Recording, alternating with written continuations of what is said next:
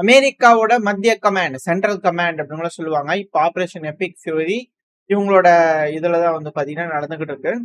இந்த பிராந்தியத்துல, அதாவது உலகத்துல இருக்கக்கூடிய ஒரு ஒரு பகுதிகளுக்கு ஒரு ஒரு கமாண்ட் வச்சிருக்காங்க. இந்த சென்ட்ரல் கமாண்ட் அப்படிங்கிறது இந்த மிடில் ஈஸ்ட்காக அலோகேட் பண்ணியிருக்காங்க. ஸோ இங்க இருக்கக்கூடிய போலீஸ்னு வச்சுக்கோங்க. ஸோ அவங்க தான் விசாரிக்கணும் இல்லையா?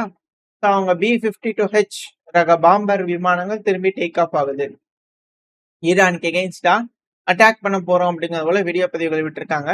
ஸோ அடுத்த வேவ், ஏன்னா போன வேவுக்கே வந்து பாத்தீங்கன்னா ஹெவியான தாக்குதல்கள் பண்ணியிருந்தாங்க. இப்ப அடுத்த வேவ் வந்து பாத்தீங்கன்னா வருது. அதுவும் போன வேவ் அதுக்கு முன்னாடி எல்லாம் அட்டாக் பண்ணி கடந்த சில நாட்களாவே வந்து பண்ணா பெஞ்சமின் நெத்தன்யாஹூ அவர்கள் வரதில்ல. அதுவும் இப்ப வரக்கூடிய ரூமர்ஸ் எல்லாம் வச்சு பார்க்கும்போது வீடியோஸ் எல்லாம் ரிலீஸ் பண்ணும்போது ஏஐ வீடியோஸ், அந்த வீடியோல பேசும்போது வந்து பாத்தீங்கன்னா கை விரல்கள் 6 விரல்கள் வருது திடீர்னு. ரெண்டாவது பேசும்போது அந்த வாயில இருக்கக்கூடிய பல்லு பாத்தீங்கன்னா பாதி பல்லு காணும், பாதி பல்லு இருக்கு. So AI generated video. எதுக்காக இஸ்ரேல் இது போல பண்ணணும்? அது மட்டும் இல்லாம வரக்கூடிய மீட்டிங், மீட்டிங் நெத்தன்யாஹூ அவர்கள் இல்லாம நடந்திருக்கு அப்படிங்கிற உள்ள விஷயங்கள். அவர் இன்னும் உயிரோட தான் இருக்கார் அப்படிங்கிற செய்திகள் வருது. இருந்தாலும் காயங்கள் ஏற்பட்டிருக்குமோ? வெளியே மூஞ்சி காட்ட முடியாத அளவுக்கு ஏதோ ஒண்ணு நடந்திருக்கா? இல்ல அவரோட பாதுகாப்புக்காக இது போல வந்து பாத்தீங்கன்னா சேஃப்டியா இருக்காங்களா அப்படின்ற கேள்விகள்.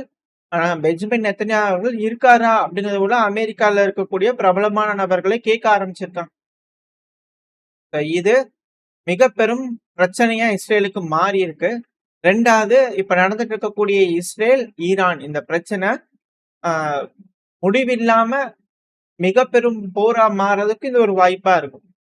ஏன்னா நெத்தன்யாஹூ அவர்களோட தலைவர், இஸ்ரேலோட தலைவர் காலி. ஸோ இஸ்ரேல் கண்டிப்பா அதுக்கு பழி வாங்குவோம்னு அடிச்சுட்டே இருப்பாங்க. அங்க ஆல்ரெடி கமேனி அவர்கள் காலி. ஸோ இவங்க 2 பேரும் மாறி மாறி டில் டெத் வரைக்கும் சண்டை பிடிச்சிட்டே இருப்பாங்களா அப்படின்ற கேள்விகள் இருக்கு.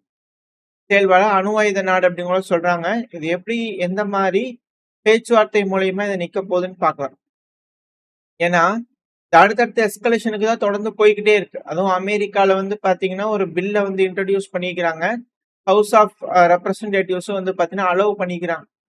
அதாவது சொமாலிலாண்டுங்கிறது தனி நாடு தான் ரெகக்னைஸ் பண்ணிடலாம் அப்படிங்கிற அமெரிக்க தரப்புல இருந்து. ஸோ ஒன்ஸ் இது ரெகக்னைஸ் ஆச்சுன்னா என்ன நடக்கும்? யமன் ஹவுதிஸ்க்கு கீழே இருக்குது சொமாலிலாண்டு. ரெகக்னைஸ் பண்றாங்க தனி நாடு அப்படின்னா இஸ்ரேல்ல இருந்து அடிக்கடி அங்க போயிட்டு வந்துட்டு இருக்காங்க அப்படிங்கிற செய்திகள், இமேஜஸ் எல்லாம் நம்ம பார்த்திருப்போம். ஸோ அங்க ஒரு ஏர்பேஸ் வைப்பாங்க ரெகுலரா. ஹவுதியோட டெரிட்டரியில வந்து பாத்தீங்கன்னா மாறி மாறி குண்டுகள் போறதுக்கும் இந்த செங்கடலை கட்டுப்பாட்டுக்குள்ள எடுத்துக்கிறதுக்காகவும் இது போல வேலைகள் இதுக்கப்புறம் நடக்கும். ஸோ எஸ்கலேஷன் அப்படிங்கிறது தொடர்ந்து நடந்துகிட்டு தான் இருக்க போகுது. இந்த பிரச்சனை முடியறதுக்கு அப்படிங்கிறது கண்ணு கெட்ட தூரம் வரைக்கும் தெரியல. பட் எஸ்கலேஷன் அப்படிங்கிறது இன்க்ரீஸா இருக்கு. ஆனா பிரச்சனை ஆபரேஷன் எபிக் ஃபியூரிங்கிறது அமெரிக்காவோட கட்டுப்பாட்டுக்குள்ள இருக்கானா இல்ல. இப்போ முழுக்க ஈரானோட கட்டுப்பாட்டுக்குள்ளதான் இருக்கு. அமெரிக்கா கூடிய சீக்கிரம் இந்த பிரச்சனையை முடிச்சாகணும், இல்லைன்னா மிடில் ஈஸ்ட் இருக்கக்கூடிய ஒட்டுமொத்த வர்த்தகமும் வந்து பாத்தீங்கன்னா சிக்கலாகும் அப்படிங்கிற மாற்று இருக்குல்ல. இது எல்லாம் முன்கூட்டியே தெரிஞ்சனாலதான் இந்த G20 மாநாட்டுல எல்லாம் இந்த மிடில் ஈஸ்ட் காரிடோர் அப்படிங்கிற யூஸ் பண்ணாங்களா அப்படின்ட்டு கேள்விகள். ஏன்னா இந்த மிடில் ஈஸ்ட் காரிடோர் அப்படிங்கிறது எதுக்காக தேவையில்லாம யுஏஇ போய் யுஏஇல இருந்து சவுதி வழியா இஸ்ரேல் போய் போகணும் அப்படிங்கிற கேள்விகள்லாம் இருந்துச்சுட்டு இப்ப இதுக்கான விடை. எப்படி ஈரான்ல சண்டை நடக்கும், நீண்ட நாளைக்கு யுத்தம் இருக்கும். ஸோ நம்ம அந்த இடத்துல பார்த்து சண்டை பிடிச்சிட்டு இருக்கும்போது கண்டிப்பா செங்கடல்ல யமன் ஹூதிஸ் அட்டாக் பண்ணிட்டு இருப்பாங்க. ஸோ இந்த ரீஜன்ல கொஞ்சம் சிக்கல் இருக்கிற மாதிரி இருக்கும். ஸோ அதனால நம்ம இப்படி ஒரு வர்த்தக பாதையை உருவாக்கிட்டு அதுக்கப்புறம் நம்ம போய் ஈரான் அடிக்கலாமா அப்படிங்கிற யோசிப்பாங்க போல தெரியுது.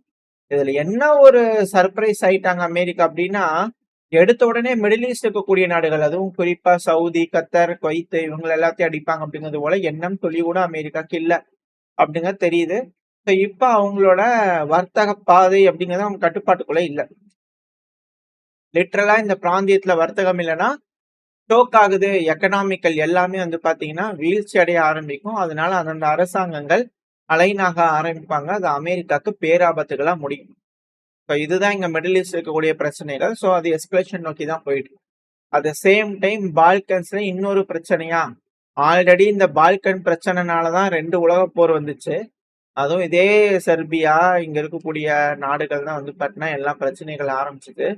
ஸோ இப்போ 3ஆம் உலக போர் இவங்களால ஆரம்பிச்சிருமா அப்படின்னு அச்சங்கள் வந்து இருக்கு. அதுக்கான காரணம் செர்பியாவோட அதிபரான ஊக்கி அவர்கள் அல்பேனியா, கொசோவா, அப்புறம் குரோஷியா இந்த 3 நாடுகளும் இணைஞ்சு ஒரு பேக்ட் போட்டிருக்காங்க. ஒரு தருணத்துக்காக வெயிட் பண்ணிட்டு இருக்காங்க நம்மள தாக்குறதுக்காக. ரஷ்யா, உக்ரைன் பிரச்சனையில எப்போ ஈரோப் இன்வால்வ் ஆகுதோ, இந்த மிடில் ஈஸ்ட் இன்னும் பிரச்சனை அப்படியே எஸ்கலேட் ஆக ஆரம்பிக்குதோ, அந்த தருணத்துல இந்த 3 பேரும் சேர்ந்து நம்மள அடிப்பாங்க. நம்ம கொஞ்சம் ஜாக்கிரதையா இருந்துக்கணும். அத மிடில் ஈஸ்ட் பிரச்சனை இன்னும் கொஞ்சம் பெருசாகட்டும்னு வெயிட் பண்ணிட்டு இருக்கிறாங்க. ஸோ, அதனால அங்க கொஞ்சம் கலவரம் ஆச்சுன்னா, அத தனக்கு சாதகமா பயன்படுத்தி இவங்க 3 பேரும் அட்டாக் பண்ணலாம்னு யோசிச்சுக்கிட்டு இருக்காங்க. ரெஸ்பான்ஸ் கடுமையா இருக்கும் அப்படிங்கிறது போல ஊக்கி அவர்கள் மிரட்டிக்கிறார். இந்த பிராந்தியம் திரும்ப வந்து பாத்தீங்கன்னா பிரச்சனைகள் தான் இல்ல. கொசோவா ரெடி ஆயிடுச்சுப்பா, கொஞ்சம் தான் ரெடி ஆயிடுச்சு அப்படின்னா அடுத்த நீ தான் பாத்துக்க. பாத்தியா அமெரிக்கா அடி வாங்குறாங்க அப்படிங்கிற ஒரு மிரட்டலுக்காக சொல்றாரா அப்படின்ற கேள்விகள் இருக்கு. இது எப்படியோ ஈரானோட எம்பி இப்ராஹிம் அசீஸ் அவர்கள், அவர் தரப்புல என்ன செய்திகள் வந்திருக்குன்னா, நேஷனல் கமிஷன், நேஷனல் செக்யூரிட்டியோட கமிஷன் ஒரு மெம்பர், இவர் என்ன சொல்லிக்கிறாருன்னா, உக்ரைன் வந்து பாத்தீங்கன்னா இஸ்ரேலுக்கு உதவிகள் செய்யறாங்க, ட்ரோன்கள் கொடுக்குறாங்கன்னா, அப்போ உக்ரைனோட டெரிட்டரியே வந்து பாத்தீங்கன்னா லெஜிட்டிமேட் டார்கெட் தானே நம்மளுக்கு அப்படிங்கிறது போல. இப்ப ஈரான் ரஷ்யா இங்க இணைக்கிறதுக்கான வேலைகள் பாக்குறாங்களா அப்படின்ற கேள்விகள் வருது. ஏன்னா ரஷ்யா வந்து பாத்தீங்கன்னா தொடர்ந்து தாக்குதல் பண்ணிட்டுதான் இருக்கிறாங்க உக்ரைன்ல. உக்ரைன்ல வந்து பாத்தீங்கன்னா இப்போ யூரோப்பும் வந்து பாத்தீங்கன்னா பெருமளவுல ரஷ்யாவுக்கு போலாமா, கேஸ் எல்லாம் வாங்கணும், தட்டுப்பாடு இருக்கிற மாதிரி தெரியுது. அங்க ஒன்னும் அமெரிக்கா கட்டுப்பாட்டுக்குள்ள எடுக்கிற மாதிரி தெரியல, ஸ்ட்ரைட் ஆஃப் ஹார்மோஸ். ஸோ அதனால நம்ம இப்போ ரஷ்யா கிட்ட போலாமா அப்படிங்கிற யோசனை இருக்கிறாங்களான்னு தெரியல. ரஷ்யா இங்க உக்ரைனையும் ஹெவியா அட்டாக் பண்ணிட்டு இருக்கிறாங்க. மொத்தம் 498 ட்ரோன்கள் அப்புறம் மிசைல்கள் ஹெவியான தாக்குதல்கள் 14 மார்ச் நடத்திக்கிறாங்க ரஷ்யா உக்ரைன்ல. மேசிவான ஸ்ட்ரைக் அப்படிங்கிற சொல்றாங்க. 500 தொடுது இல்லையா, மேசிவான ஸ்ட்ரைக் பல்வேறு பகுதிகளை தாக்கி இருக்கிறாங்க. அதுவும் சுமியில இருக்கக்கூடிய ட்ரெயின் எல்லாம் வந்து பாத்தீங்கன்னா தாக்கி இருந்துக்கிறாங்க. அதுவும் நம்ம ஆல்ரெடி பாக்குறதா நம்ம சேனல்ல மூவ் ஆயிட்டு இருக்கக்கூடிய ட்ரெயின் மேல எல்லாம் ட்ரோன் தாக்குதல் நடக்குதுன்னு சொல்லிட்டு. இது பேசஞ்சர் ட்ரெயின் அப்படிங்கிற கிளைம் பண்றாங்க. பட் இருந்தாலும் ரஷ்யா இல்லைங்க, ஆயுத பொருட்களை எடுத்துட்டு வந்திருந்தாங்க, தெரிஞ்சுக்கிட்டு தான் ட்ரோன்களை யூஸ் பண்ணி அடிச்சிருக்கிறோம் அப்படிங்கிற சொல்றாங்க. அட் த சேம் டைம் உக்ரைனும் ரஷ்யாக்குள்ள ரஷ்யன் ஃபெடரேஷன் கேபிட்டல் மாஸ்கோல வந்து பாத்தீங்கன்னா தொடர்ந்து தாக்குதல்கள் 60-65 ட்ரோன்களுக்கு மேல ஏவி இருக்கலாம் அப்படிங்கிற செய்திகள். சரி, களத்துல பாக்குறோம் அப்படின்னா மொத்தம் 117 காம்பேட் என்கேஜ்மெண்ட். இதுல 5917 காமிகாசி ட்ரோன்களை ரஷ்யா பயன்படுத்திக்கிறாங்க. 68 மிசைல்ஸை கொண்டு அடிச்சிருக்காங்க. 188 கைடட் ஏரியல் பாம்பை போட்டிருக்காங்க, பேபரக குண்டுகள். இதை வச்சு பார்க்கும்போது எஸ்கலேஷன் டு த பீக்ல வந்து பாத்தீங்கன்னா இருக்கு. நம்ம கவுண்ட் ஆல்ரெடி பார்ப்போம். காமிகாசி ட்ரோன்கள் 3000 வரைக்கும் கம்மியாச்சு பர் டே. ஒரு நாள் கடந்த 24 மணி நேரத்துல 5917 ட்ரோன்கள். இது தனி கணக்கு. அப்புறம் 14ஆம் தேதி மார்ச் மாசம் தாக்குதல் நடந்ததா சொன்னீங்க, 500 கிட்ட வந்துச்சு தாக்குதல்னா அது வேற கணக்கு. இது வெறும் ஃப்ரண்ட் லைன்ல மட்டும்தான் இந்த கணக்கு. இங்கேயே 5917 ட்ரோன்கள், காமிகாசி ட்ரோன்கள், எஃபிவி ட்ரோன்கள், குண்டுகள் போடுற ட்ரோன்கள், ரிகானிஷன் ட்ரோன்கள் போல பல்வேறு ட்ரோன்கள் இருக்கும். இது போல வந்து 5917 ட்ரோன்களை யூஸ் பண்ணியிருக்காங்க. அது போல 68 மிசைல். இதுவும் அதோட சேர்மான்னு கேட்டா இல்ல. இதெல்லாம் களத்தில் நடக்கக்கூடிய தாக்குதல், ஜெனரல் ஸ்டாப் தரக்கூடிய செய்திகள், அது ஏர் டிஃபென்ஸ் ஃபோர்ஸ் கொடுக்கக்கூடிய செய்திகள். ரெண்டு வேற வேற இது சோர்ஸ், ரெண்டு பக்கம் தனித்தனியா அட்டாக் நடந்துட்டு இருக்கு. இதெல்லாம் 188 கைடட் குண்டுகள். நம்ம பாக்குறோம் 100, 120, 130 வரைக்கும் பாத்தீங்கன்னா இப்ப 180 வந்து பாத்தீங்கன்னா அசால்ட்டா வந்துகிட்டு இருக்கு. ஹெவியான அட்டாக் நடந்துட்டு இருக்கக்கூடிய இந்த சமயத்துல யூரோப்பியன் யூனியன் தரப்புல இருந்து ரஷ்யாவோட நெகோசியேட் பண்ணுங்க அப்படிங்கிற மனசுக்கு வந்திருக்காங்க. சீக்கிரமா இந்த உக்ரைன் பிரச்சனையை முடிக்கணும் அப்படிங்கிறது போல பெல்ஜியமோட prime minister Bart De Wever அவர்கள் தரப்பு செய்திகள். ஏன்னா யூரோப் வந்து பாத்தீங்கன்னா இப்போ கரண்டா ரஷ்யாவை ஃபோர்ஸ் பண்ற அளவுக்கு இல்ல, ரஷ்யாவும் இப்போ ரிட்ரீட் பண்ணிட்டு போற மாதிரி இல்ல. ஸோ மிலிட்ரியிலி எக்கனாமிக்லி வந்து பாத்தீங்கன்னா அமெரிக்காவோட சப்போர்ட் இல்லாம நம்மளாலேயே எதுவும் பண்ண முடியற மாதிரி இல்ல. ஸோ அதனால எதுக்கு சண்டையை பிடிச்சிட்டு பேசிட்டு போயிடலாம்ல அப்படிங்கிறது போல யூரோப்பியன் யூனியன் தரப்பு வந்து முடிவுகள் எடுத்துக்கிட்டு இருக்காங்க. இதனால அமைதி பேச்சுவார்த்தை மூலயமா ரஷ்யாவோட பிரச்சனை தீர்ந்ததுன்னா நல்லதுதான். இல்லைன்னா மிடில் ஈஸ்ட்ல ஈரானோட வீழ்ச்சி நடக்காது, ஒருவேளை நடக்குதுன்னா அடுத்தது ரஷ்யாவோட வீழ்ச்சி அப்படிங்கிற புரிஞ்சுக்கலாம். அதுக்கப்புறம் ஒரு நாடுகளா வந்து பாத்தீங்கன்னா இதே போல டீல் போடு இல்ல குண்டு போடு அப்படிங்கிறது போல ட்ரம்ப் அவர்கள் வந்து நின்றுவாரு.